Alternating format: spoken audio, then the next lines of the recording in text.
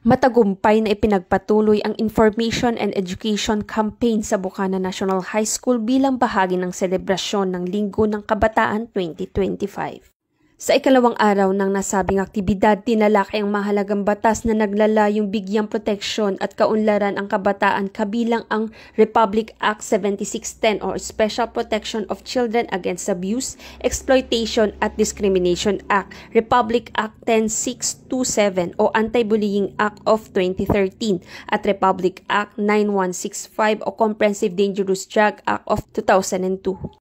Ipinahayag ng mga guro at facilitators ang kahalagahan ng pagkakaroon ng kaalaman ng kabataan hinggil sa mga nasabing batas upang mapanatili ang isang ligtas, magalang at makabuluhang kapaligiran sa paaralan at sa lipunan. Nagpaabot naman ng pasasalamat ang pamunuan ng mga guro at mag-aaral sa aktibong lumahok at nagpakita ng kanilang dedikasyon sa paghubog ng isang ligtas, maalaga at nagbibigay lakas na komunidad para sa kabataan. Sa pagpapatuloy ng Information and Education Campaign sa Bukana National High School, muling naipakita ang mahalagang papel ng edukasyon at pakikipag-ugnay ng komunidad upang mapangalagaan at mapaunlad ang kabataan. Sa pamamagitan ng pagtutok sa mga batas na nagpoprotekta sa kanila, nagiging mas handa ang kabataan na harapin ang mga hamon ng lipunan at maging responsableng mamamayan sa hinaharap.